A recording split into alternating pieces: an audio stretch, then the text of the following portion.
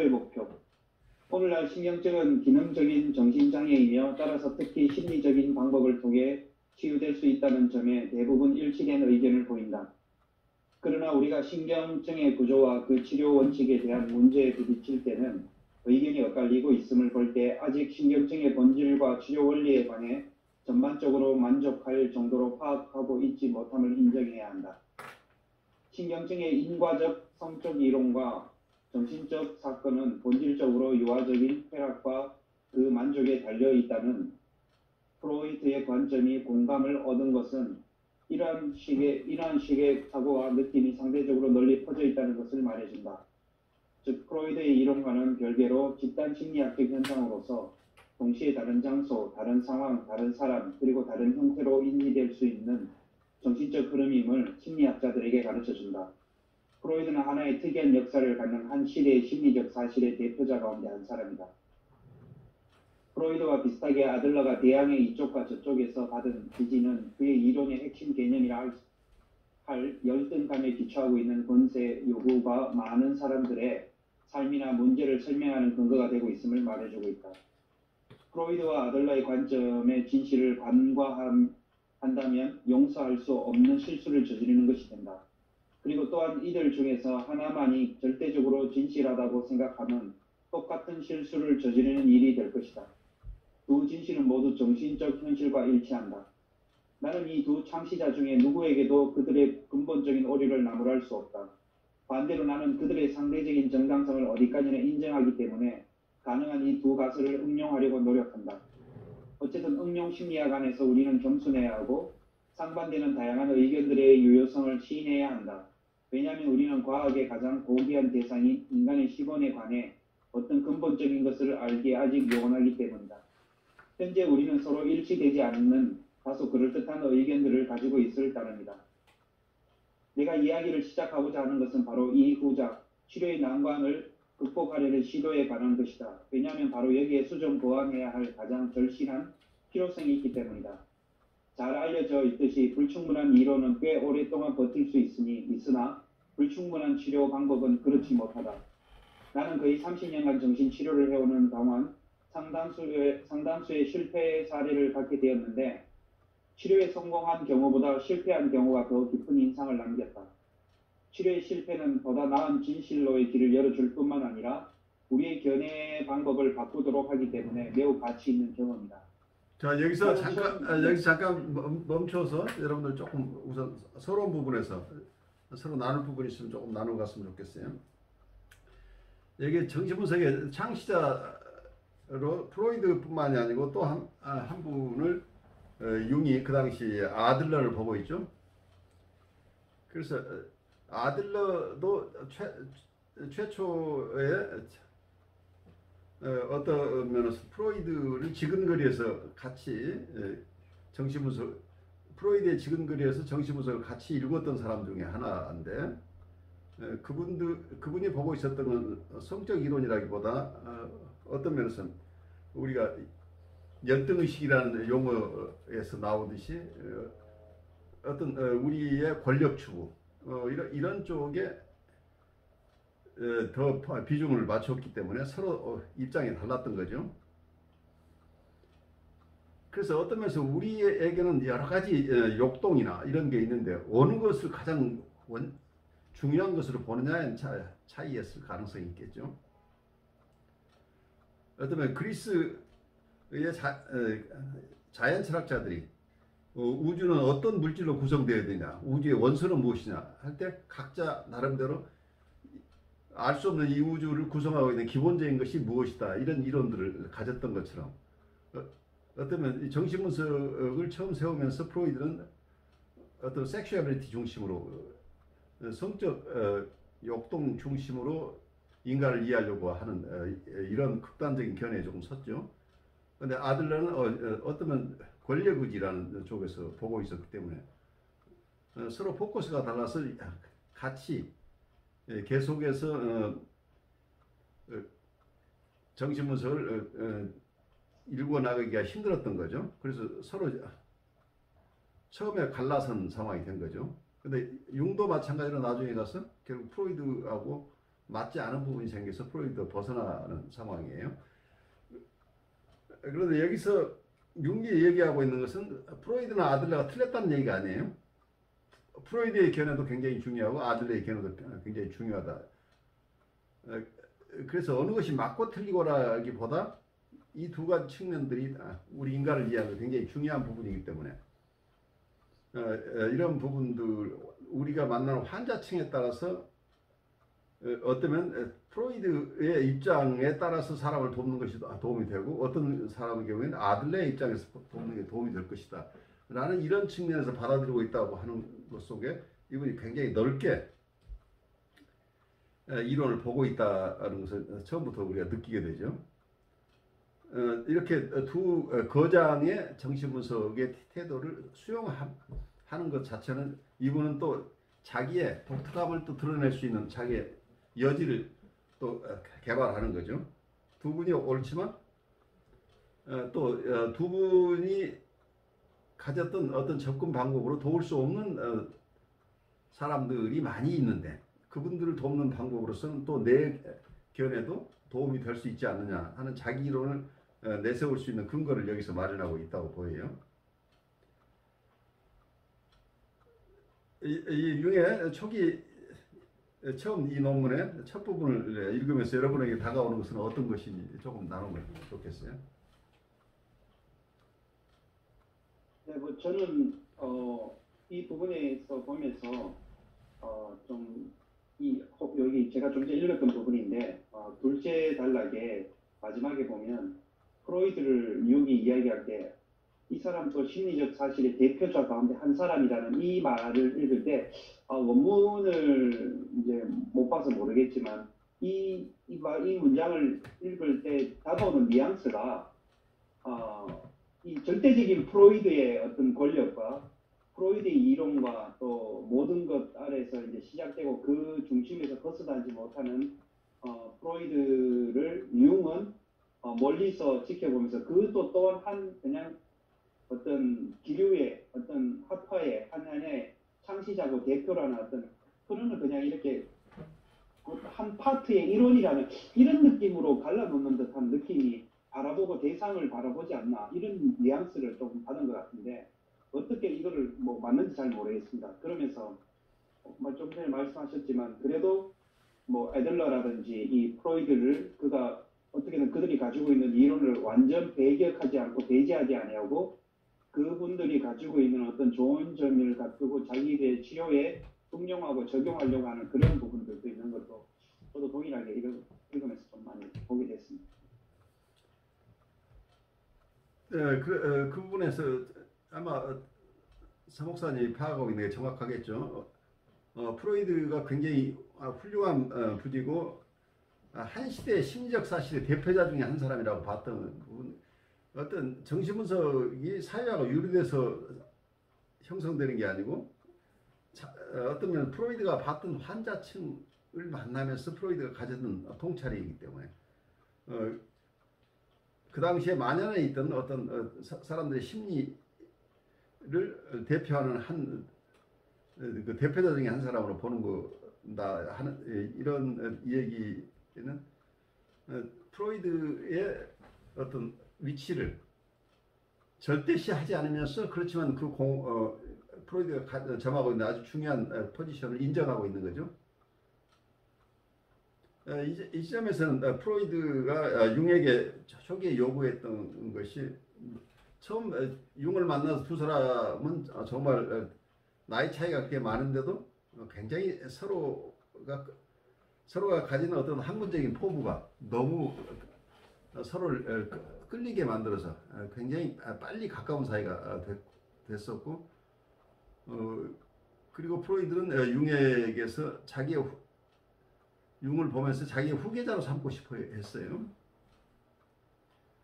그래서 어떻게든 융을 자기의 황태자 취급하면서 정신분석을 앞으로 이끌어갈 아주 큰 인재로 본인이 서포트하고 싶어 했는데 그래서 어떤 면에서는 IPA라는 국제정신분석가 협회 초대 프레지던트가 초대 회장이 융이에요. 그만큼 프로이드가 신임을 했던 사람이죠. 근데 어떤 면에서는 이때 프로이드가 융을 내친 게 아니고 융 스스로가 프로이드의 그 기대 속에서는 어떤 게 있냐면 프로이드가 개척했던 이론, 특히 성적 본능에 대한 섹슈얼 인스팅트에 대한 이론은 이건 절대적으로 지켜줬으면 좋겠다는 바람이 있었어요. 성적 본능에 대한 이론 중심으로 뉴로시스 이론을 구성을 한 프로이드는 자기의 이 근본적인 어프로치를 뒤집지는 않아 줬으면 좋겠다 하는 바람이 있었던 부분인데, 융은 프로이드가 지나치게 성적 본능 일변도로 사람을 이해하는 것을 납득하지 못했어요. 그래서 여러 가지 다른 측면도 있겠지만 우선 이론적으로 융이 체험했던 정신분석과 프로이드가 체험했던 정신분석이 달랐던 부분이죠. 그래서 우리가 전학기에 융을 공부했지만 융은 처음부터 어떤 신비현상이나 스피리추얼리티한 그런 부분들, 그 무의식의 세계를 프로이드가 이해했던 무의식의 세계보다 훨씬 더 깊은 무의식의 세계를 체험했던 사람이기 때문에 프로이드의 성적 본능을 중심으로 한 이론 가지고는 이분은 거기에 만족할 수 없었던 분이었던 것으로 보여요. 그래서 서로 이렇게 입장을 달리하고 굉장히 많은 어려움을 겪으면서 이분 자기의 분석 심리학을 나중에 형성하고 그쪽을 통해서 많은 기여를 하게 되는데, 그 과정 속에서는 서로 굉장히 큰 어려움을 겪었겠죠.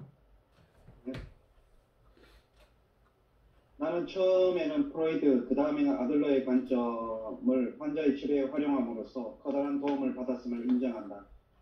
그럼에도 불구하고 다른 한편으로는 내가 실패한 경험을 강조하지 않을 수 없다. 그 실패의 경험에 관한 나의 느낌은 만약 내가 훗날 수정해야만 했던 사실을 당시 고려했더라면 그 실패는 피할 수도 있었을 것이라는 거다. 나는 40세 이상의 나이 든 환자들의 경우에 큰 어려움을 느꼈다.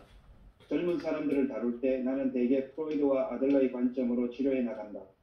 왜냐하면 그들의 방법이 환자들을 사회에 적응시키고 정상화시켜주기 때문이다.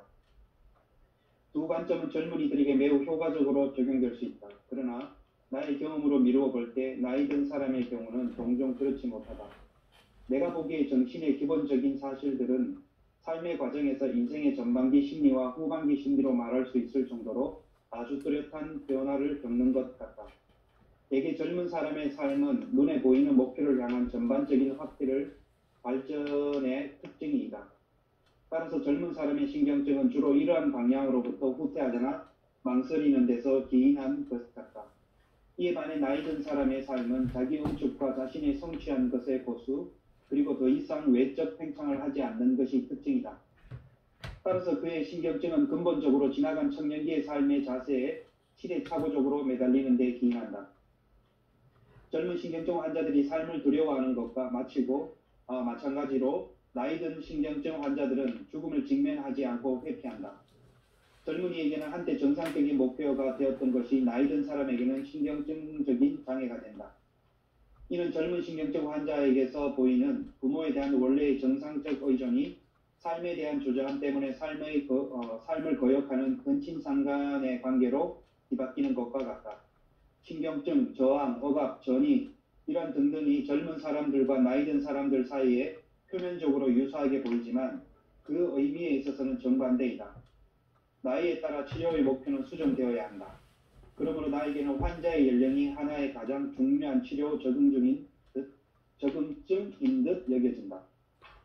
여기까지 어떤 융의 아주 독특한 인사이트가 나왔는데, 이 인사이트에 대해서 현재 여러분은 어떻게 느끼세요? 나이에 따라서 이렇게 약간의 이분법 비슷하게 이렇게 나왔는데, 거기에 동의하시는지 아니면 유보적 동의인지 아니면 반대하시는지 어떻게 느끼세요? 저는 이 부분을 보면서 이게 실제적으로 삶의 이제 제 삶의 바운더리를 봤을 때 이것이 거의 여기 부분에서 어느 정도 거의 동의한다라고 저는 좀 생각을 했거든요. 예, 예. 왜 그러냐면 여기서 굉장히 저도 공감적으로 와닿았던 말이 뭐냐면 특별히 그 나이가 든 어떤 그런 대상들이 어떤 변화에 대해서 굉장히 두려워한다는 것들이 제가 보일 때 일상적으로 만나는 관계성 속에서도 이런 부분이 있는 것 같습니다. 왜 그러냐면 어떤 연령대가 되었을 때 그 연령대가 좀 더 많이 시간이 오르면 오를수록 뭔가 변화를 거부하고 될 수 있으면 그 자리에 안착을 원하고 그리고 웬만하면 어떤 그 변화에서 오는 갈등을 회피한다는 것들을 저도 좀 실제적인 상황 가운데서 그런 부분들을 좀 경험한 것들이 있고 그런 것들이 공동체 안에서 보여지기 때문에 어떻게 보면 그 연령대에 맞는 어떤 상황과 치료 방법과 대응하는 것들이 적절하게 필요하지 않나. 그것이 저는 또 이 용이 말하는 이 부분에 대해서는 저도 동의하는 것 같아요. 동의합니다. 좋습니다. 또 다른 선생님들은 어떻게 느끼세요?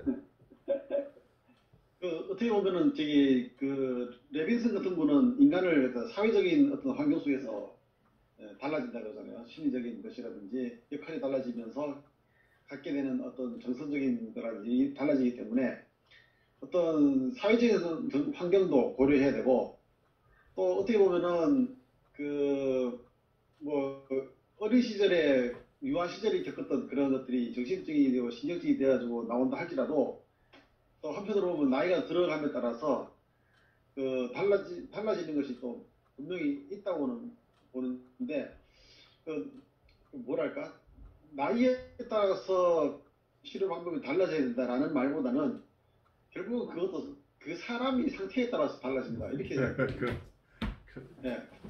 어떤 사람은 그게 나이를 먹어가면서 어떤 변화를 겪고 왔느냐가 오히려 더 문제지 나이 먹는 그 자체가 어떤 그 사람을 나눌 수 있는 기준은 아닌 것 같다. 그런 생각이 들어요.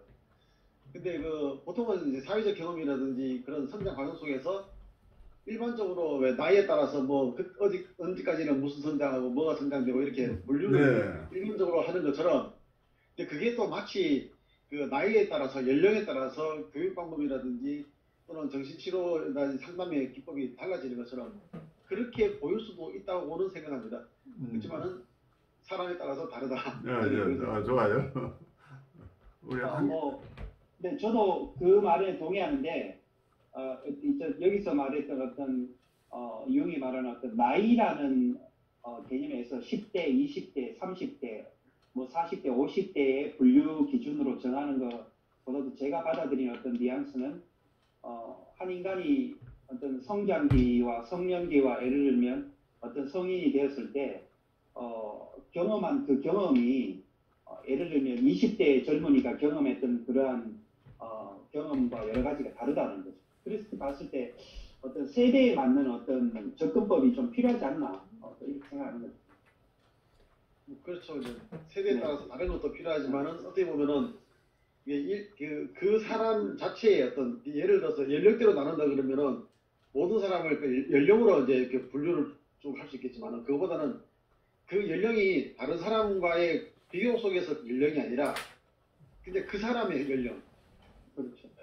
해당되는 그 사람의 연령에 따라서 어떻게 삶이 태도가 달라졌는가 예를 들어서 이제 정도가 더 깊어졌는가 이제 그런 얘기가 아닐까 생각합니다. 좋아요. 저도 융의 얘기가 일단 납득할 수 있는 부분이 있지만 또 한편에서는 이게 지나치게 이걸 고정적인 시각으로 보는 것도 위험하다고 보여요.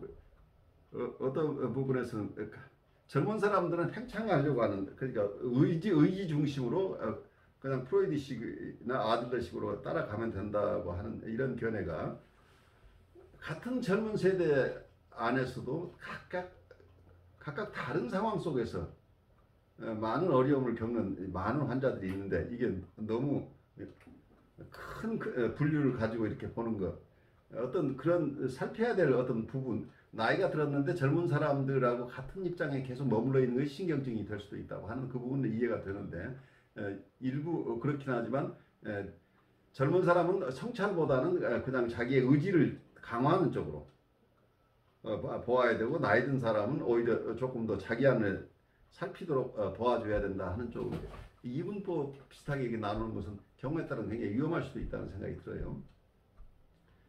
그러니까 우리 젊은 세대에서도 지금 문제가 뭐냐면 이상화된 자기를 너무 쫓아가다가 결국 자기 트루 셀프를 리얼 셀프를 갖지 못해서 굉장히 어려워하는 이런 많은 환자층 있잖아요.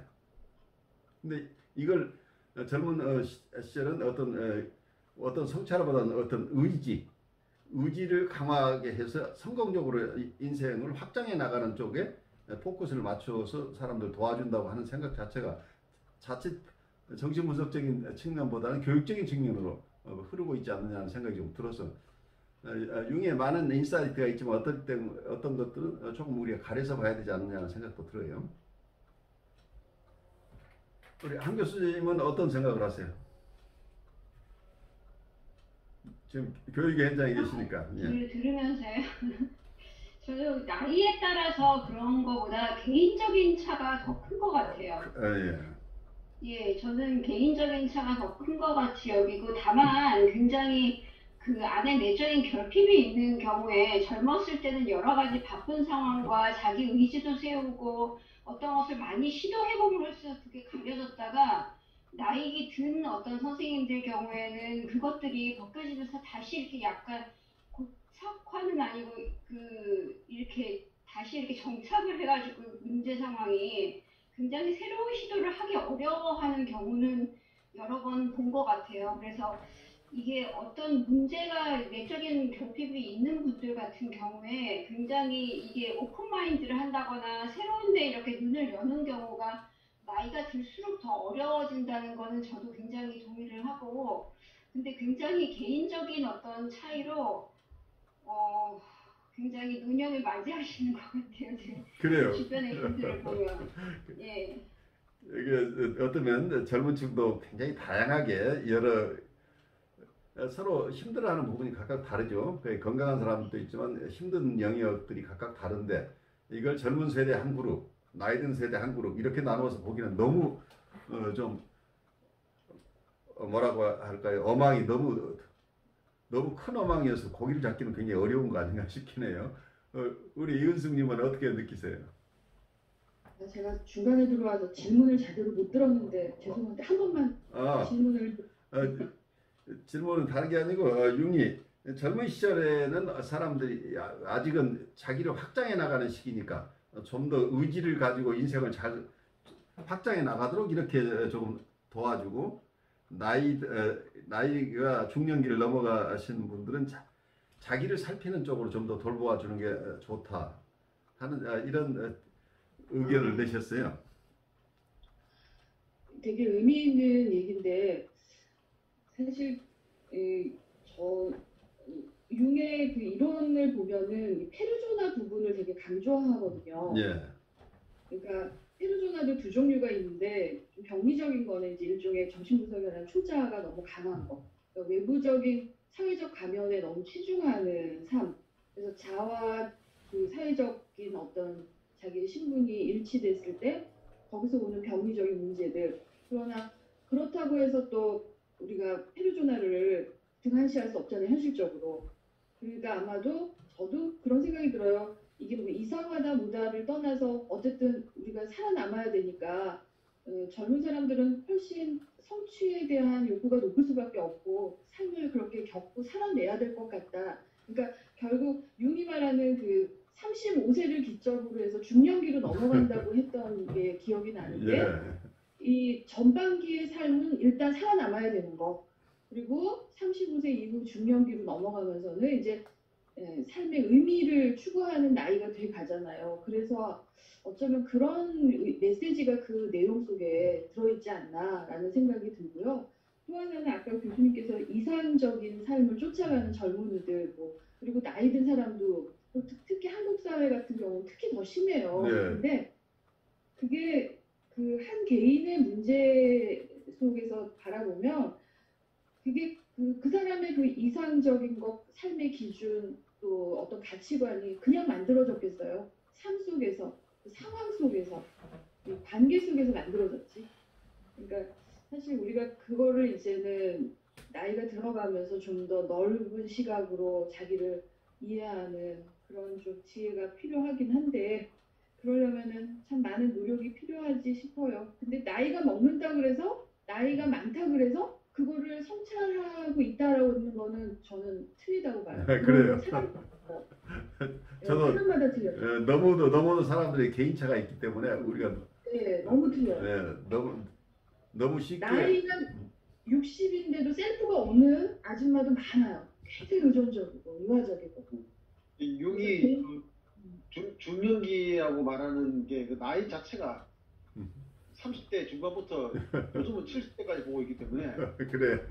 참고로는 그 자기 성찰에 관한 내용이 성인 대부분에 해당되는 그런 이야기 돼버리거든요. 그러니까 그렇죠. 어떻게 보면 그러니까 굉장히 상징적인 거겠죠. 네. 그 두 가지 내용이 이렇게 분리돼 가지고 이렇게 살살 나눌 수 있는 게 아니라 실상은 우리 인간이 그 성인이 되어가면서부터 늙어 죽을 때까지 그게 막 계속 뒤섞여가지고 말하자면 오르락내리락 하면서 계속 그 사이에서 네. 갈등하면서 살아간다고 그렇게 봐지지. 그걸 이렇게 나눠가지고 조금 젊으니까 이걸 하고 나이가 드니까 저걸 하고 이렇게 하는 거는 그 어떻게 보면 좀 너무 이렇게 삶을 이렇게 너무 나눠버린 게 아니냐. 그래요. 우리 젊은이들도 처음부터 성찰하는 삶을 살도록 인도돼야 될 사람들이죠. 이게 젊어서는 무조건 앞만 보고 뛰어야 된다. 이런 건 너무 피상적인 얘기 같아요. 인격적으로 성숙해지려면 젊은 시절부터 이게 이루어져야지. 내가 40대까지는 앞뒤 안 돌아보고 열심히 살고 그 뒤부터는 나를 성찰한다. 이게 될 것이냐? 근데 이제 저는 조금 질문이 생기는 게 분명 우리가 이걸 한 인간의 개인의 입장에서 봤을 때 이제 다르다는 거죠. 우리가 금방 우리 선생님들께서 다 말씀하신 것처럼 다른데 제가 집단적인 입장에서 봤을 때 그 집단 속에서 소속돼 있는 어떤 쉽게 이야기하면 연령대라든지 예를 들면 후반기의 삶을 살아가시는 그분들이 그 연령대의 그룹이 모여있는 집단 속에서 나타나는 저항이라든지 전이라든지 억압이라든지 그런 것들이 나타나는 공통적인 것들이 또 다른 세대에서 나타나는 그 집단 속에서 나타나는 것과 다르고 그리고 그랬을 때 그 집단의 어떤 리더의 입장에서 보았을 때 그 대할 수 있는 그 무리들에게나 그 집단들을 대할 때 방식이 달라야 된다는 거죠. 왜냐하면 이런 질문이 여기서 생길 수밖에 없는 게 분명히 이게 한 인간의 개인별로 봤을 때는 연령이라든지 그런 부분들을 맞춰서 어떤 교과서식으로 정해져 있는 것으로 대할 수 없는 거지만 그런 한 인간의 개인차가 있고 그가 경험해왔던 살아온 삶이 있기 때문에 다른 거지만 그런데 그 개인이 모인 집단으로 보았을 때는 그 집단에서 나타나는 저항이라든지 전이라는 여러 가지들이 형성하고 있는 것들이 마냥 어떤 젊은 어떤 또 다른 그룹에 대하듯이 똑같이 동일하게 맞출 수 없다는 어떤 집단적인 입장에서 봤을 때 저는 이 부분을 한번 봤을 때는 오히려 이 방법이 어떻게 보면 굉장히 이해하는데 쉽지 않을까 때로는 또 그렇게 생각되기도 합니다. 좋아요. 그러니까 우리가 개인적으로 바라보는 시각과 어떤 집단적인 그룹이 있다고 하는데 그 그룹을 바라보는 것은 전혀 또 다를 수 있겠죠. 그런 측면에서 우리 서 목사님의 말씀은 경청할 만한 내용으로 보고 그렇지만 우리가 보통 정신분석에서 다루는 것들은 개인적인 것을 우선적으로 개인 분석 중심으로 보기 때문에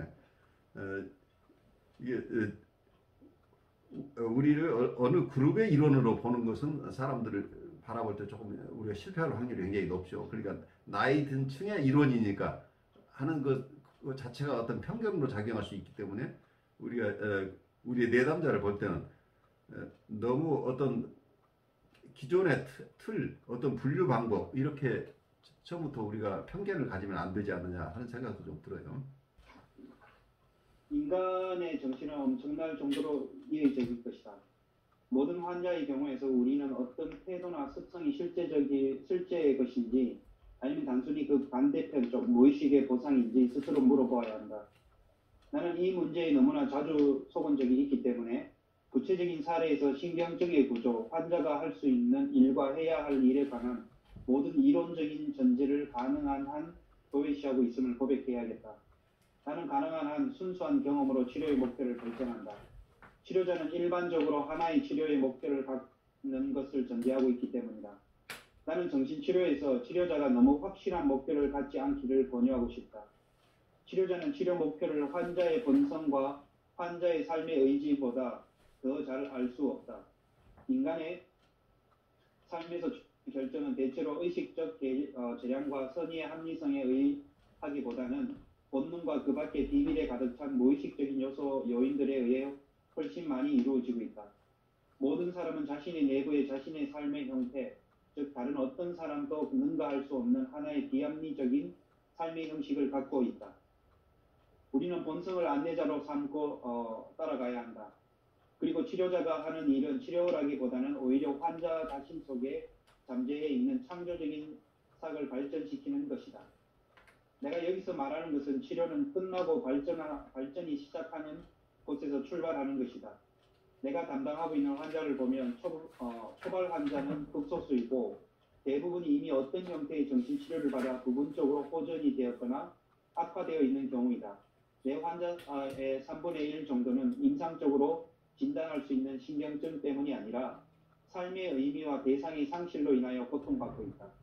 이 고통을 우리 시대의 보편적인 신경증이라고 이름을 붙여도 무방할 것이다. 자, 여기서 조금 멈춰서 보시죠. 융이 지금 융의 이론이 나오는 것은 융의 환자층을 중심으로 나온다. 이렇게 얘기할 수 있겠죠. 그렇다면 이분의 환자의 초발 환자는 극소수이고 대부분은 이미 어떤 형태의 정신치료를 받아 부분적으로 호전되었거나 악화되어 있는 경우이고 환자의 3분의 1 정도는 임상적으로 진단할 수 있는 신경증 때문이 아니라 삶의 의미와 대상의 상실로 인하여 고통받고 있다. 그래서 이분은 이 자기 환자층이 아까 얘기한 자기 환자의 3분의 1 정도는 임상적으로 쉽게 진단할 수 있는 진단할 수 있는 신경증 때문이 아니라고 3분의 1 정도는 보통 우리가 그 당시에 임상적으로 신경제라고 하는 부류의 환자들이 아니란 얘기죠. 그래서 삶의 의미와 대상의 상실로 고통받고 있는 이 부류의 신경증은 그 이전에 다른 분석가들이 혹은 이론가들이 담아냈던 환자층하고는 다르다는 얘기를 하고 있죠.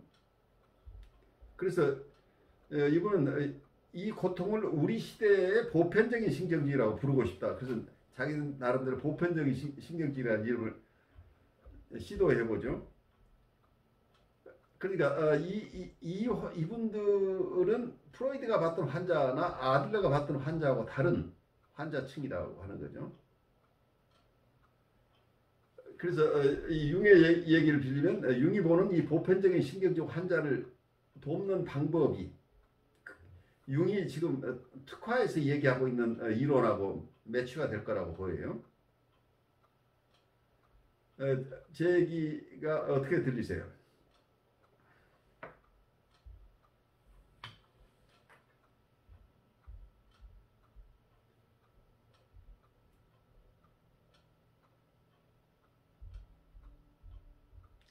조금 더 읽어 나가면서 여러분들 의견을 좀 듣는 게 좋겠어요. 가보죠.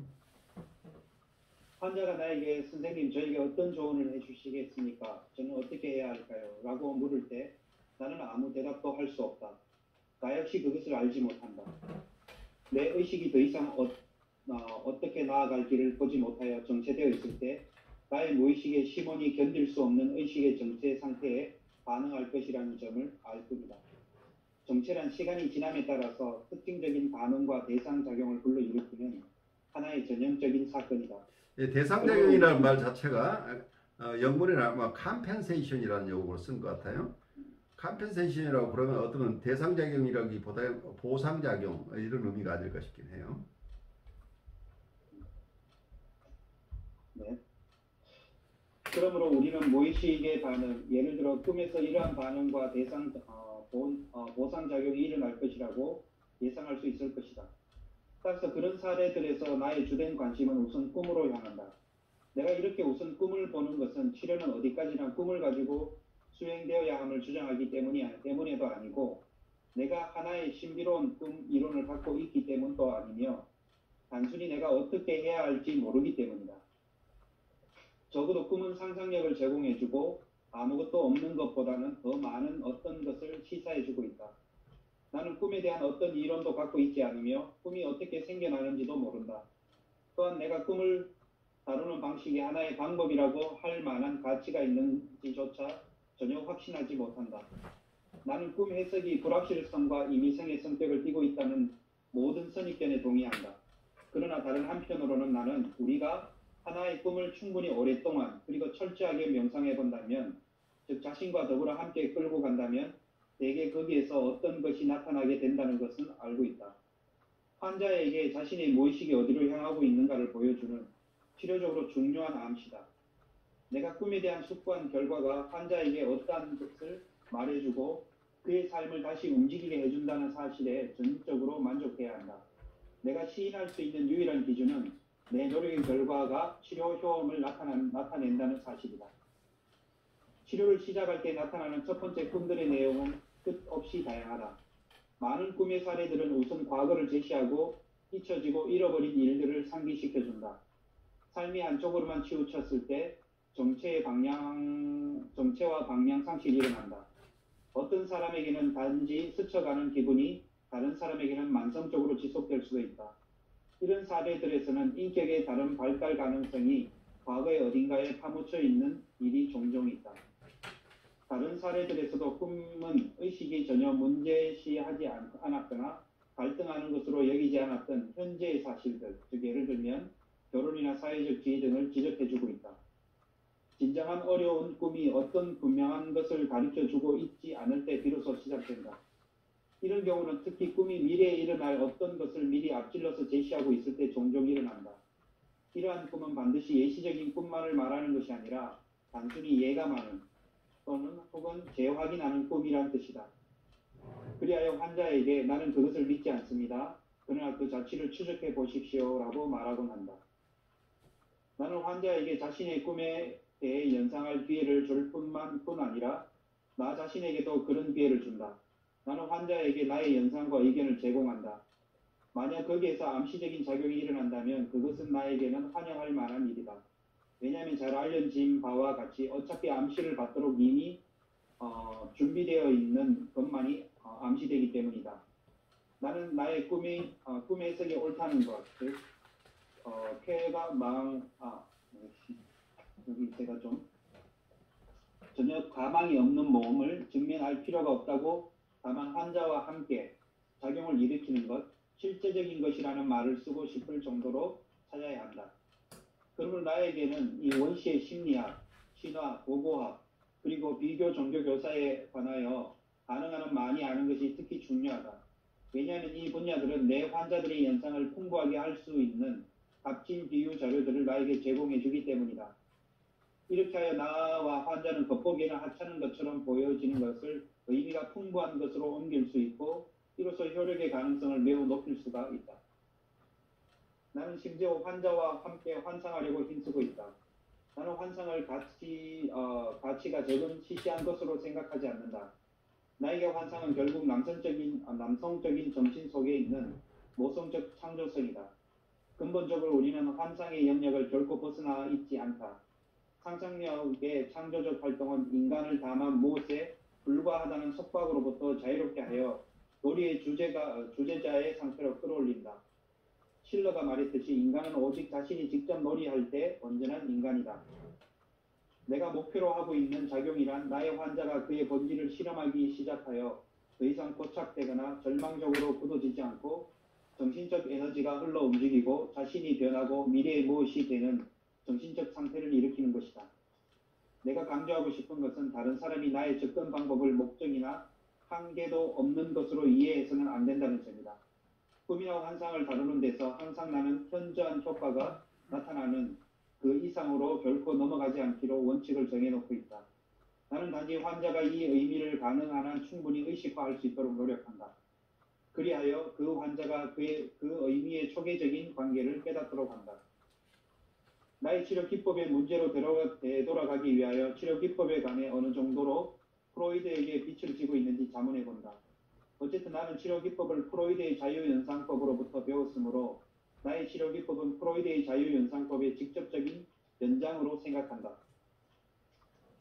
내가 환자로 하여금 그의 꿈에서 치료적으로 작용하는 계기를 발견하도록 도와주고 또한 그가 그 상징의 일반적인 의미를 알게끔 내가 노력하는 한 환자는 아직 심리적 유아 상태에 있다.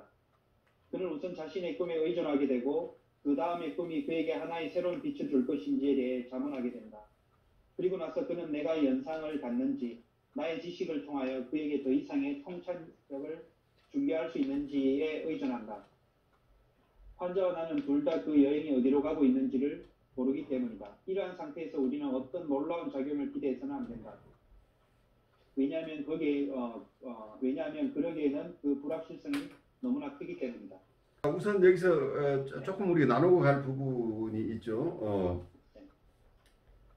여기서 융이 아마 내가 목표로 하고 있는 작용이란 나의 환자가 그의 본질을 실험하기 시작하여 더 이상 고착되거나 절망적으로 굳어지지 않고 정신적 에너지가 흘러 움직이고 자신이 변하고 미래의 무엇이 되는 정신적 상태를 일으키는 것이다.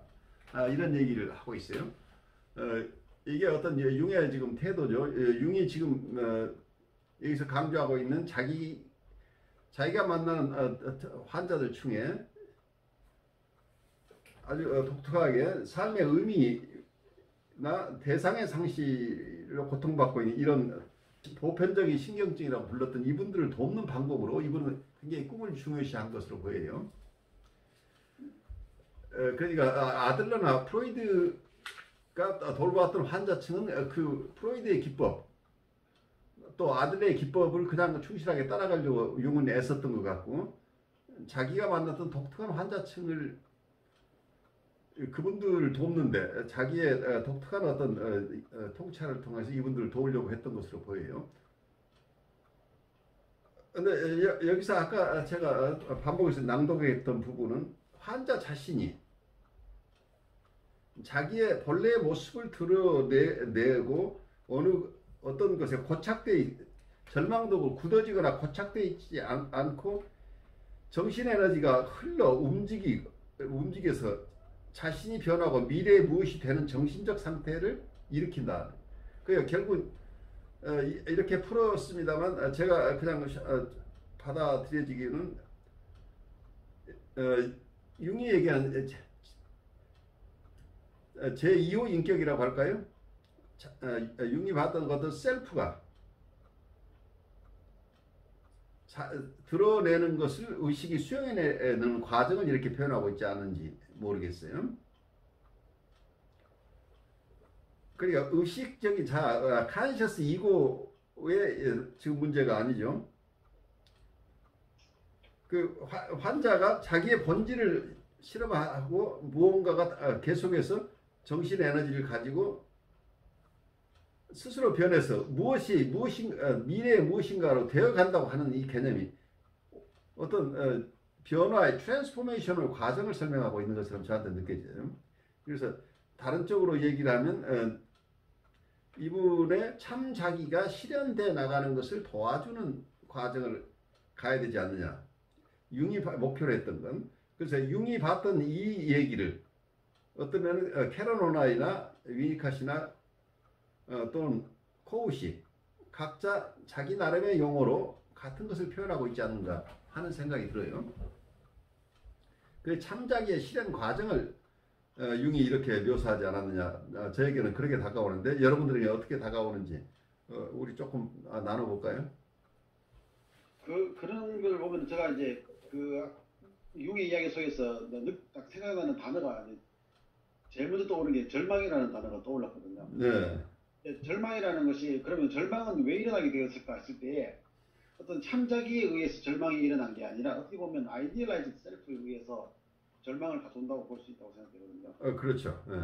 근데 그 아이디얼라이즈 셀프가 어떻게 그러면은 그 사람을 참자기를 잃어버리면서까지 절망하게 만드는 거 아닐까. 결국은 이게 어떤 사회적 정황이라는 것, 그런 것들이 작용하고 있고, 아까 서무사님 이야기했던 어떤 집단이라는 그런 걸 내다봤을 때는 개인의 어떤 참자기에 대한 관심보다는 결국은 집단적으로 사람들이 공유하고 있는 어떤 아이디얼라이즈 셀프가 뭔가가 있다는 생각을 하게 되고, 거기에 도달하지 못했을 때 많은 사람들은 말하자면 그거죠. 몇 살에는 뭘 해야 되고 몇 살에는 뭘 해야 돼가지고 뭐 40대에는 성공해야 되고 50대에는 이제는 그걸 관조하면서 보는 그런 뭐 그런 위치에 올라가야 되고 하는데, 자기의 라이프를 보니까 그게 안 되기 때문에 참자기를 발견하는데 나가지 못하고 아이디얼라이즈 셀프 때문에 여기 말하는 안스턱이라는 말씀인 것처럼 거기 딱 정지해버리니까 그 사람은 절망할 수밖에 없다는 거, 그렇게 되거든요.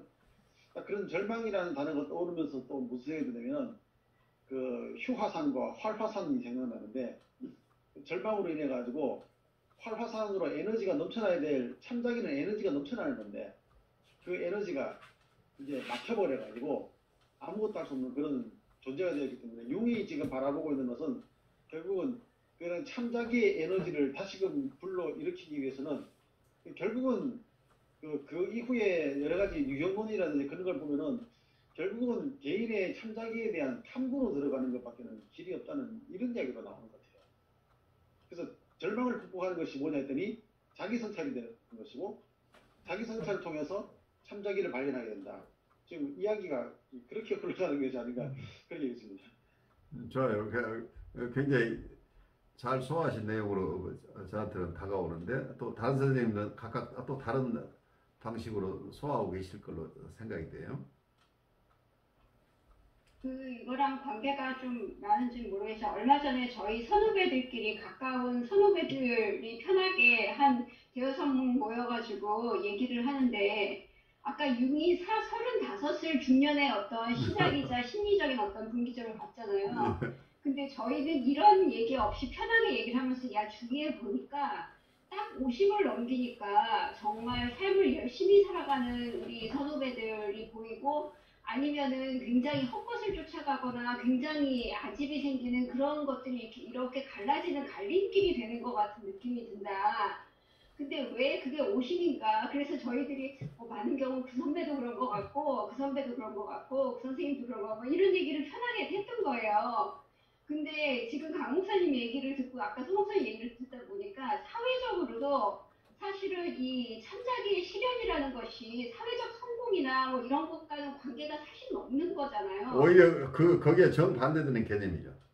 예, 근데 그거에 무관하게 자기의 어떤 내적 성찰을 계속할 수 있는 사람의 어떤 내적인 힘이 보여지는 시기가 그 정도가 아니고 원래 있었으나, 그리고 아까 약간 결핍이 있고 이런 사람들, 저는 송 목사님 의견에도 어느 정도 동의하는 것이, 저희 선배들을 봐도 어떤 결핍이 있는 게 50을 넘어가고 결핍이 있는 경우에 계속해서 그걸 하는데 굉장히 유연한 태도를 갖기가 그 전보다 굉장히 더 어렵게 보여지는 경우도 굉장히 많이 봤다고 그 자리에서 얘기를 했었거든요.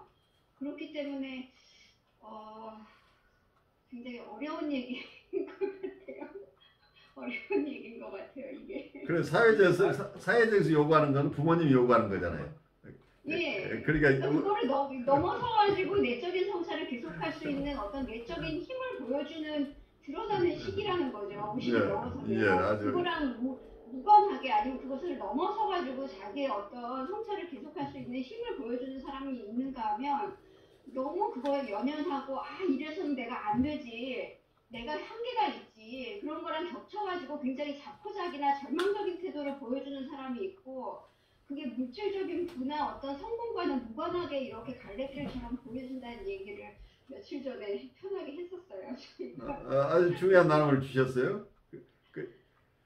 거기에서 드러나는 게 사실은 어떤 면에서는 그분들이 50이 돼서 그런 현상이 드러났다기보다는 그 이전부터 인격의 형성 과정이 있어 왔는데, 그것이 극명하게 드러나는 게 이제 50대 무렵에는 사회적인 추구도 어느 한계에 왔고, 그러니까 아까 외부적으로 팽창하던 것이 자동적으로 사회 자체가 팽창을 더 허용하지 않는 상태에 가는 거죠. 인바이러먼트 자체가 위축을 강요하는 시기에 왔을 때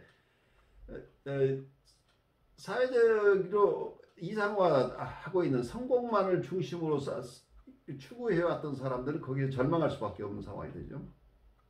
근데 원래 삶 자체가 그렇게 크게 성공적이지 않았을지라도 그보다 자기가 참으로 원하는 삶을 이렇게 쭉 살아왔던 분들은 그때 오히려 더 단단하게 자기를 지금까지 살아왔던 방식을 그대로 살아가는데 남들은 절망하는데 이분은 절망하는 게 아니고 오히려 더 유연하게 삶을 살아갈 수 있는 힘이 생기는 거죠.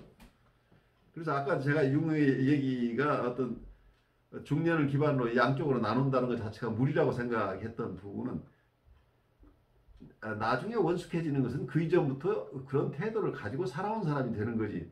갑자기 어느 시점까지는 이상적인 삶을 살다가 갑자기 자기의 리얼 셀프나 트루 셀프 참자기로 살아가는 그리고 자기를 성찰할 수 있는 능력이 생긴다가 어렵지 않느냐는 생각이에요. 그래서 일반적으로 생각하는 팽창의 시기에도 자기를 성찰하는 능력을 가진 사람들이 있겠죠.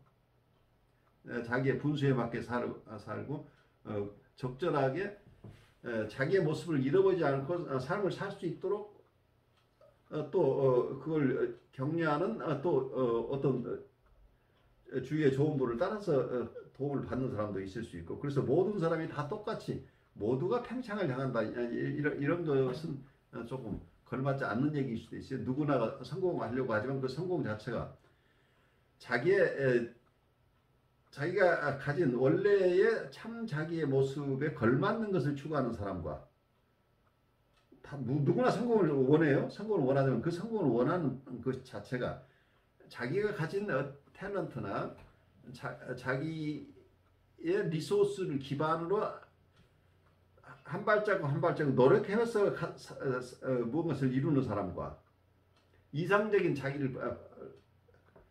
자기 것으로 삼아서 마술적으로 어떤 전능감으로 세상을 사는 사람은 젊은 시절에는 전능감을 가진 사람이 더 멋져 보일 수 있죠. 훨씬 더 사회적으로도 더 드러나 보이고 더 성공할 확률도 굉장히 높은데 인격적인 파운데이션이 되어 있지 않는 상태에서 자기가 가진 리소스나 자기의 탤런트나 자기의 성향 이런 것하고 상관없이 사회적으로 이상시 되는 어떤 것만을 쫓아서 갔을 때 이분들이 아까 얘기한 40대 50대가 됐을 때 절망할 가능성이 굉장히 높은 거죠. 그래서 사람들의 말씀하세요. 예. 그 사람들이 관심을 어디 갖고 어떤 것을 보기 원하느냐에 따라서 원래 교수님 말씀처럼 원래 내적인 어떤 그런 성찰의 자세는 원래 있어 왔는데 그런 것 같아요. 돌이켜보니까 30대에는 누가 성공했고 누가 돈을 얼마나 벌었고 이런 것이 저희 화제였잖아요. 그렇죠. 예, 그랬는데 지금 50이 넘은 선배들은 어떻게 삶을 지속해 나가냐 이런 거를 보기 시작하니까 그런 것들이 보였을 뿐일 수도 있을 것 같아요. 그러니까 이제 그것이 눈에 보이는 거죠. 어떤 면에서는 바라보는 사람이 그것을 인식할 나이가 되는 거죠. 어떤 면은 그 객체들은 이미 각각 다른 삶을 살고 있을 가능성이 있죠. 하루아침에 그분들이 그렇게 갈라지는 게 아니고 원래 삶의 태도가 달라졌을 가능성이 있습니다. 어떻게 보면 그 나이가 50이라고 하는 그 자체가 거기서 나이가 50에 대해서 뭔가가 사람이 달라진다기보다는 어떤 50이라는 사회적인 어떤 암묵적인 그런 약속처럼 그 50의 삶을 되돌아보고 이제는 나는 이제 은퇴를 준비해야 되는구나 하는 어떤 심리적 마지노선이 아닌가 이제 그런 생각을 해보는데 그 융이 말한 그런 보편적인 신경증이라 그러면은 결국은 아까도 제가 말씀드렸지만 저한테는 그게 절망이라는 것밖에는 저한테는 떠오르지 않거든요. 예, 심리적 마지노선에 딱 걸리면서부터 절망을 경험한 순간 아까 서 목사님 집단에서 나타나는 모습이나 융이 말하는 그 모습이나 비슷한 게 뭐냐면은 고착되어 버리면서 하나는 뭐냐면은 저도 이제 그런 느낌이 들거든요. 지금까지 내가 한 게 뭔가라고 생각하다가 나이가 이제 50이 된다 그러면은 이제 곧 앞두고 있으니까 50이 딱 되었을 때 그때는 내가 뭘 할 수 있을까 이래서 고민이 딱 되는 거죠. 근데 그걸 너무 50이 아니세요, 서 목사님? 강 목사님? 네, 강 목사님? 아직 1년 남았습니다. 저는 50이 한참 넘었습니다. 그렇게 안 보이십니다. 저도 전혀 그렇게 안 봤죠. 50이 딱 되었다라고 할 때 이제 뭐냐면은 내가 무언가를 해놓았어야 하는 건데라고 생각하다가 다른 생각으로 뭐냐면은 50이 넘어서도 하는 사람을 많이 봤는데 이 생각을 하면서 그냥 그게 그 세상 일반적으로 말하는 그 성공의 개념이 아니라도 나는 나로 살아갈 수 있는 시간은 아직도 있다. 이제 그걸 하는 순간 좀 자유로울 수 있다. 이제 그런 생각이 드는 거죠. 절망으로 50이 넘은 제가 얘기하겠습니다. 말씀하세요. 오늘 우리 할 얘기 많아요. 근데 저는요, 이게 선생님들 얘기를 쭉 들으면서, 나는 어땠지? 라고 이제 이렇게 회상을 했어요, 잠시. 근데, 내가 이 치유 공부 안 했으면 내가 어떤 삶을 살고 있을까? 이런 생각이 들어요. 그러면서, 예전 과거보다는 현재 내가 삶을 받아들이는 능력이 굉장히 향상됐구나, 이런 생각이 들어요. 그리고 또 하나는 제가 요즘에 이제 느끼는 게 50이 넘으면서 계속 노후 걱정을 하는 건 사실이에요. 그리고 젊을 때 많이 할 수 있었던 것들이 사회에서 좀 비좁아지는 것도 사실이긴 해요. 이게 좀 뭔가. 근데 또 한편 생각해 보면 내 나이가 사회에서 굉장히 이게 말하자면 병원에서 근무할 일반적인 잣대에서 그런 나이는 아니잖아요. 그런데 제가 지금 병원에서 일을 해요. 그래서 제가 이게 뭔가 우리가 합리적으로 설명할 수 없는 삶의 어느 순간이나 상황들이 있기 나름이다라는 한 축에서는 희망을 갖고 있고 또 한편에서는 이게 이제 삶을 내가 나를 잃지 않고 내가 품위를 잃지 않고 한평생 평화롭게 살 수 있다면 하는 게 어떻게 보면 저의 한 가지 그냥 막연한 희망인 것 같아요. 근데 뭔가 그 앞에의 삶이 또 지금의 삶과 다 연결되고 있잖아요. 다 연결되겠죠? 그래서 제가 대체로 앞만 보고 이렇게 지금 막 살고 있다 보니까 정말 내가 내가 치료사가 되겠다 이게 꿈이 아니고 내가 화가가 되겠다 이게 꿈이 아니고 그 치료사를 통해서 내가 어떤 것들을 이룰까 이게 꿈이거든요, 실은. 그래서 사실은 이제는 어떤 꿈을 명사가 아닌 동사로 이렇게 만들어가기 위한 어떤 생각에 요새 사로잡혀서 지금 이 얘기가 너무 리얼합니다. 저는 우리 교수님 뵈면서 사실은 희망을 갖습니다. 교수님도 정신분석학을 늦은 나이에 시작하셨다 그러니까 아직 나도 늦은 게 아니다.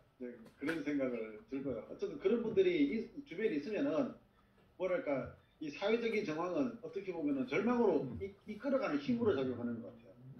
근데 그렇게 그 절망에 빠지지 않고 자기의 삶을 살아간 분들이 주변에 있을 때 이제 그걸 보면서 새롭게 이제 어떤 면에서 보면은 자기로 살아갈 수 있는 용기를 다시금 휴화산이나 사화산에 불을 지펴가지고 에너지를 갖게 되는 그런 모습이 아닐까 저는 그런 생각을 했었습니다. 저도 연결해서 제가 좀 얘기한 아까 강사님이 절망이라고 말했는데 그게 어떻게 보면 아까 융이 언급한 상실하고도 연결되지 않을까 싶은데요. 그렇죠. 예. 그랬을 때 융은 분명히 저도 느끼면서 그가 이야기했고 뭐 하는 것도 있지만 그가 더 많은 것들의 어떤 것들을 습득하게 되는 어떤 인생의 참지혜가 어디서부터 왔느냐 할 때 저는 융이 언급한 것처럼 실패를 통해서 그 어떤 치료의 실패에서 그런 여러 가지 실패의 사례를 통해서 그가 이제 오히려 그걸 통해서 더 성장으로 가는 어떤 것들을 받아들이게 되지 않았나 생각이 연결되어지거든요. 그랬을 때 아까 이제 우리 뭐 그렇게 보이지 않으시는 그 한 선생님과 우리 또 연숙 선생님이지만 50이 안 넘어 보이시지만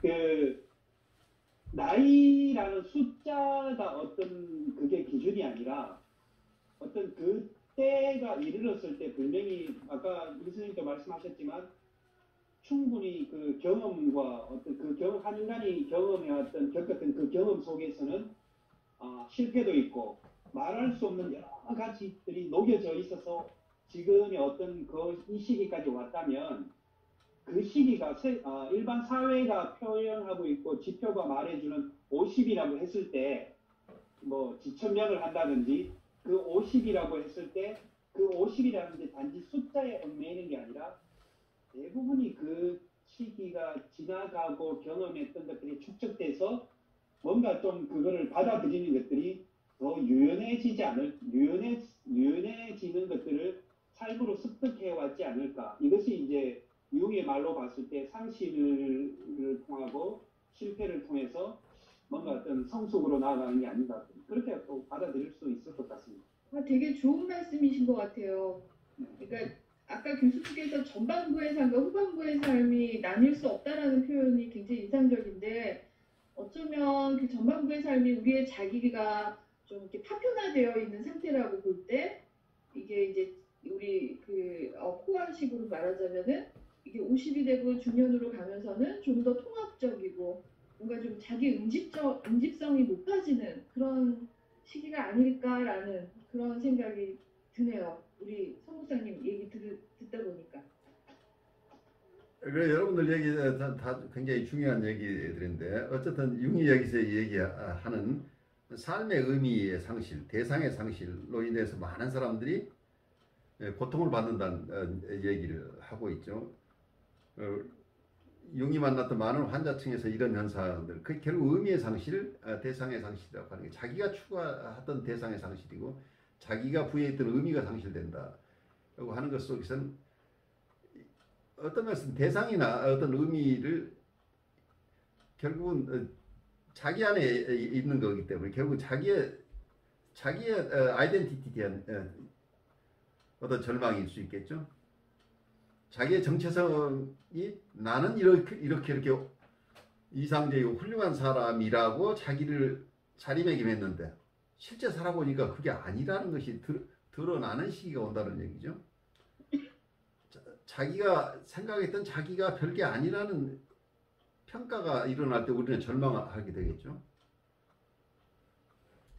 그래서 어떤 우리가 사는 과정 속에서 지금 아까도 우리가 어떤 면에서는 인간 발달 이론이 너무 정형화돼서 어느 시기에는 어떻게 하고 그 다음 시기에는 어떻게 하고 하는 이런 발달 단계론들이 하나의 그런 사회학적인 현상으로서 우리 관찰되는 것을 이해하는 것까지는 좋은데 이것이 하나의 어느 시점에서 모두가 태스크여서 그 태스크를 그 시기에 다 완수해야만 사람이 성장하는 것처럼 이렇게 강박적으로 받아들여진다고 하면 이것도 이제 오히려 사람들에게 도움이 안 될 수도 있겠죠. 사람마다 발달하는 단계가 각각 다를 수도 있는데 우리가 또 정형화해서 거기에 미치지 못하면 비정상인 것으로 느껴지고 그 정도가 되지 않으면 인생에 실패한 것처럼 이렇게 느끼거나 하는 것들도 우리가 끊임없는 어떤 편견, 나눔, 새로운 기준 이것이 우리를 평가하는 기준이 된다는 그 외부의 좋은 지식들이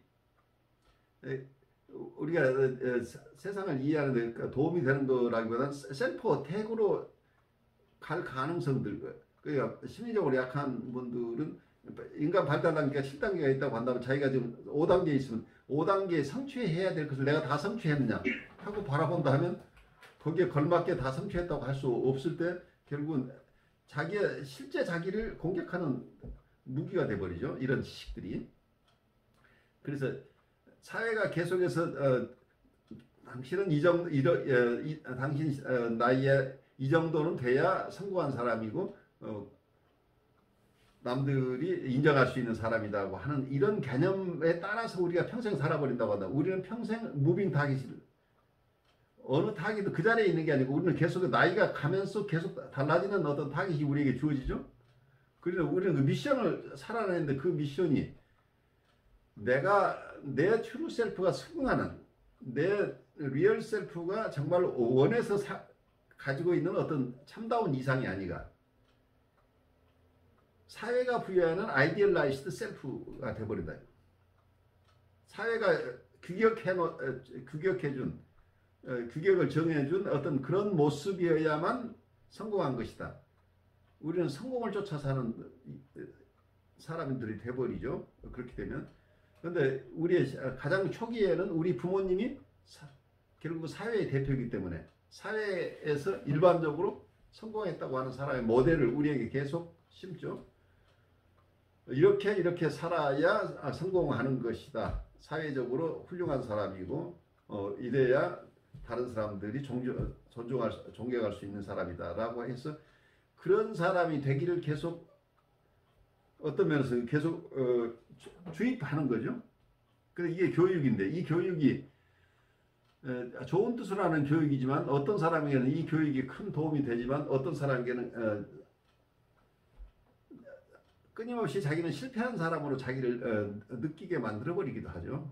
그래서 물론 그 교육을 받는 사람이 어떤 프리디스포지션, 어떤 기질을 가지고 있느냐도 중요하지만 환경이 이 자라나는 이 새로운 생명체가 어떤 것을 수용하고 어떤 것을 수용할 수 없는 것인지 그리고 어떤 것이 적절한 것인지를 잘 분별하지 못하고 사회가 원하는 것을 계속 요구하는 방식으로 아이들을 교육하다 보면 아이들 입장에서는 이 사회를 살아가는 것이 굉장히 어렵고 부모님의 기대를 맞추는 것이 결국 사회의 기대를 맞추는 건데 다행히 그 기대가 자기가 타고난 탤런트하고 맞고 자기가 정말 원하는 것하고 매치되는 경우에는 행운이죠. 그럼 이 사람은 참 행복하게 성공할 수 있는데 자기가 가진 기질이나 자기가 가지고 있는 탤런트나 이것하고는 전혀 맞지 않는 것이 자기에게 자꾸 주어질 때는 아이들은 절망할 수밖에 없게 되겠죠. 그래서 이 절망은 어떤 면에서는 우리가 30대, 40대에 가서 절망을 하는 게 아니고 우리는 젊은 시절부터 절망한다고 봐요, 저는.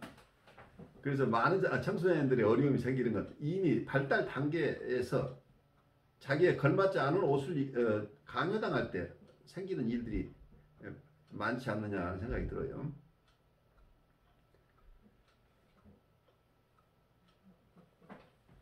우리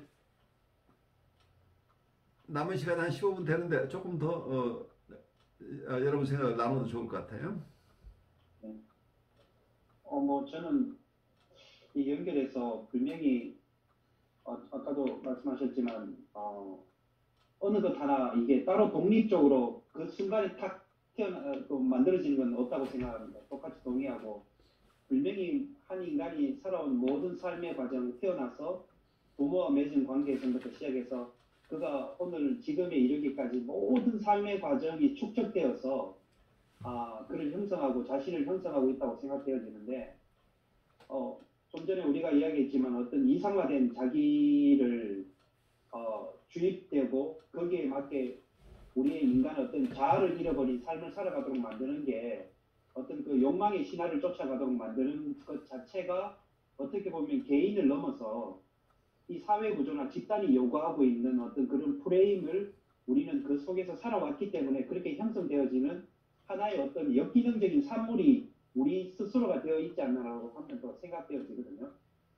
그랬을 때 어떤 이런 분명히 우리가 분석적으로 접근하면 한 개인에 대한 분석으로 먼저 우선이 되어야 되지만 또 한편으로 저는 아직까지 잘 몰라서 그런지 모르겠지만 계속 의문이 드는 건 뭐냐면 그 개인은 분명히 개인으로서만 존재가 아니라 그 개인의 한 개인이 뒤에 가지고 숨어있는 여러 가지 조직과 구조와 집단이 함께 딸려온다고 생각되어질 때 어떤 상실이라든지 절망이라든지 이러한 고통 속에서 헛된 욕망 속에서 자기를 잃어버리고 살아오도록 만들었던 그 삶의 구조가 그를 어떻게 보면 분열로 가게 만들기도 하고 또 집단 구조 속에서 집단 분열 속에서 살아가는 한 인간 개인이 그것을 다 떠안고 가서 그 속에 개인의 문제만이 아니라 상실이라는 여러 가지 개인 한 가지 이야기를 할 때 그 속에서는 뭐 가족사도 있을 수 있고 뭐 자기가 소속된 사회 구조나 여러 가지 모든 구조의 문제들이 응집하고 압축되어 가지고 그에게 하나의 어떤 이런 정신적인 질환의 증상들이 나타나지 않나 생각을 한번 또 해보게 되고 그러면 이게 개인만의 문제가 아니라 그가 형성하고 있던 뒤에 머무르고 있던 헛된 욕망의 신화를 심어줘서 살아오게 만들었던 그게 작게는 부모일 수도 있고 또 그 부모가 그렇게 될 수밖에 없었던 부모의 부모일 수도 있으니까 이 꼬리를 물고 갈 수밖에 없는 것 같다고 생각되어지거든요. 그래서 한편으로 의문이 드는 게 우리가 개인적인 어떤 분석으로 들어갈 수 있지만 그 개인이 아닐 수가 있다라는 어떤 좀 정의되지 않는 말도 생겨요. 굉장히 중요한 얘기죠. 그러니까 개인의 분석 속에서는 개인 분석에서는 결국은 너무 환원적인 얘기가 되지만 어린 시절로 돌아갈 수밖에 없는 것은 환경하고 연결 때문이에요. 어느 인격이 성장하는 과정 속에서 그 환경과 원래 타고난 어떤 고유한 기질이나 이분이 탤런트나 스킬을 가지고 태어나지만 이런 휴먼 포텐셜이 적절한 환경 속에 있을 때는 이게 꽃이 활짝 펼 수도 있지만 어떤 면에서 바위 위에 떨어지거나 진흙탕에 떨어졌을 때는 원래 가지고 있던 탤런트가 꽃 피울 수 없는 환경이 있을 수도 있다는 거죠. 그래서 어떤 면에서는 또 타고날 때 부족한 어떤 기질을 타고났지만 환경이 굉장히 호의적인 환경일 때는 그 부족한 것인데도 부족한 리소스를 가지고 이 세상에 태어났지만 그래도 크게 사고 나지 않고 보호를 받으면서 성장할 수도 있는데 이렇게 약한 분이 환경마저 어려워지면 이분들은 정말 성장하기 어려워지죠. 그래서 결국은 우리가 어린 시절로 돌아간다는 얘기는 결국 사회로 돌아간다는 얘기죠. 사회하고 교류 속에서 이분이 어떻게 살아왔는지를 봐야 이분이 어떻게 하면 건강을 회복할 수 있는가 하는 실마리가 나오기 때문에 결국 이 사람만 들여다보는 게 아니고 이 사람이 성장하는 과정에서 겪어야 했던 사회를 볼 수밖에 없다는 얘기죠.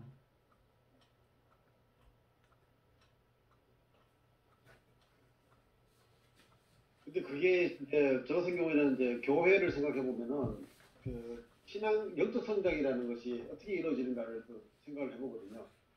그래서 이제 일반적으로 교회에서 하고 있는 방식은 집단을 다루고 있는 형편이잖아요. 그렇죠. 예. 근데 과연 그런 집단을 다룰 때에 영적 성장이 일어날 수 있을까? 그렇게 생각해 보니까 좀 여러 가지 많은 문제들이 발생하는 것 같아요. 긍정적인 것보다 오히려 더 부정적인 것들을 생각하고, 그래 결국은 꼬리 물고 생각하면서 나중에 마지막에 내려진 결론은 그래서 소그룹이 되어야 되는구나, 작은 그룹이 되어야 되는구나. 그렇죠. 예. 네, 그렇게 되고, 그렇게 되고 나니까 예수님께서 왜 12제자를 특별히 따로 데리고 다니셨는지에 대해서 그게 성공적인 거구나 이렇게 생각을 하게 되거든요. 그러니까 맥시멈 12이란 얘기예요. 네. 그래서 어떤 면에서 저도 이제 사회가 변화되어야 된다, 내지는 교회 구조가 변화되어야 된다는 소리를 내기도 하지만 그게 과연 가능하냐라는 이야기를 다시 해보거든요. 집단을 대상으로 두고 집단이 건강하게 되기를 바라고 소망한다는 것이 얼마나 이게 어떻게 보면은 너무 꿈이 크다는 생각이 들었고요.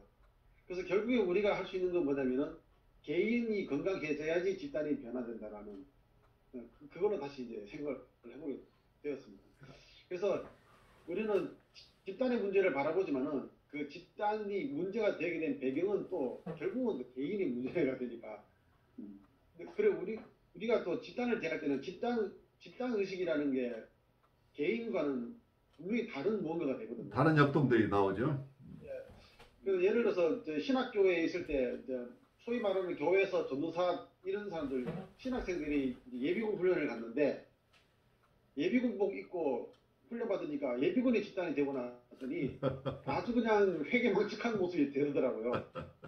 교회에서는 옷 잘 입고 하나님 말씀 전한다고 하면서 예비군 훈련 받을 때는 그냥 일반 예비군보다도 솔직히 더 못한 걸 봤습니다.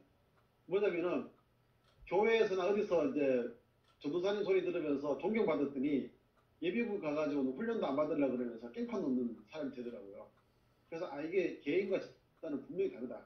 그래서 집단을 대상으로 뭔가를 하기에는 우리가 할 수 있는 힘이 부족하다는 생각이 들었고요.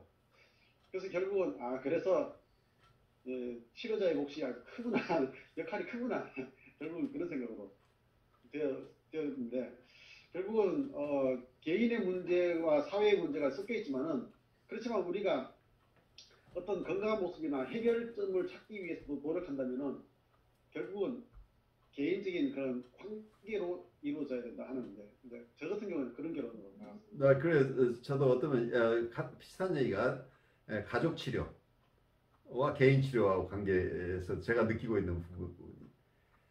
가족을 전체 시스템 티어리를 가지고 가족을 보는 것도 굉장히 중요해요. 도움이 돼요. 그래서 단기 상담에서는 급한 상황에서는 가족을 성원을 전체 대상으로 해서 치료를 할 수도 있는데 그건 단기 치료에서는 가능할지 모르지만 정말 사람들이 실질적으로 인격의 변화가 성격의 변화나 전반적인 환경의 변화가 올 수 있을 만큼 치료가 되려고 한다면 결국은 개인적인 터치가 안 되고는 어렵지 않느냐는 생각을 해요.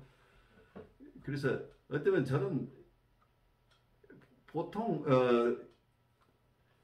집단 치료, 특히 가족 치료라고 하는 것이 가족 치료를 통해서 도움을 줄 수도 있는데 그건 반드시 개인 치료하고 병행하지 않고는 효과가 일시적일 수밖에 없다고 하는 어려움이 있고 그리고 어떤 면은 치료에 오시는 분은 다 가족 관계에 어려움이 있어요. 그래서 다 어쩌면 다 가족 치료의 대상이라고 할 수도 있지만 사실은 한 사람 가장 어려운 사람의 심리적인 도움을 받으면 그분 한 사람의 변화가 결국은 다른 사람의 변화를 주기 때문에 저는 오히려 개인 치료를 아주 중요한 사람들 개인 치료를 하게 되면 그 가족 전체가 따로 치료를 받지 않더라도 도움을 받는다 하는 쪽에서 더 접근해야 되지 않는가 하는 생각이 들어요. 이걸 가족 치료 중심으로 해서 개개인을 변하게 한다고 하는 것 자체는 굉장히 어렵지 않나 싶어요.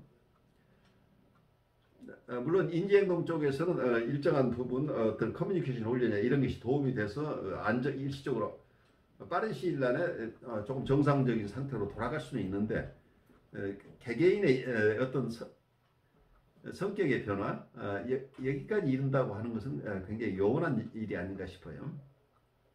이미 이분들 그 구성원들 개개인이 심리적인 아까 얘기한 고착화된 어떤 성격 패턴들을 이미 형성하고 있기 때문에 이걸 전체적으로 사고 나지 않게 잘 커뮤니케이션 하면서 가라고 하는 것만 가지고 이게 이분들이 전체가 도움을 받을 수 있을 것인가에 대한 의문을 갖는다는 말씀이죠.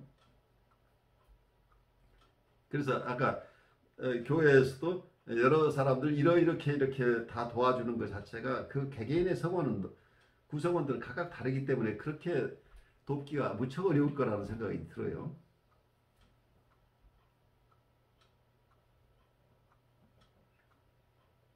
그래서 제가 생각할 때는 큰 교회는 참 위험하다. 그래서 근데 자꾸 이제 사회적으로 보면은 자꾸 큰 교회 쪽을 추구하는 그런 경향성 때문에 아주 우리 개신교가 특별히 개개의 교회화 되어 있기 때문에 그런 경향성이 너무 강해서 그런 면에서 보면 좀 걱정을 많이 하는 편이죠. 그러면서 한편으로는 소그룹의 모임으로 되고 나면은 또 거기에 따르는 많은 문제들도 발생해서 참 이러지도 저러지도 못하는 그런 지태양난의 상황들이 아주 골치 아픕니다. 그래서 개인과 집단의 문제라는 게 어떻게 보면은 쉽게 해결되는 문제가 아니라 꼬리에 꼬리를 물고 계속 문제를 고민하게 만드는 그런 것이 아닌가 그렇게 경험되는 것 같습니다. 쉽지 않은 얘기죠. 사실은 건강한 집단이 또 건강한 개인들을 잘 돌볼 수 있는데 개개인들 그 구성원들이 정서적으로 많이 힘든 경우에는 이 그룹 전체가 역동이 또 건강하게 이루어지기가 굉장히 힘들기 때문에 이 두 가지가 잘 매치된다는 게 쉽지는 않겠죠.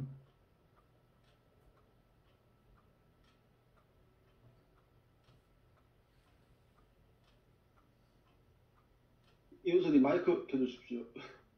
지금 네. 저는 개인적으로 이 사회에서 살아간다는 게 또 또 사회뿐 아니라 또 가족 속에서 또 직장 생활에서 한 개인으로서의 자기를 지키며 살아간다는 게 얼마나 어려운 일인지 이게 와닿네요. 그리고 또 하나는 가장 개인적인 게 가장 창의적인 것이다.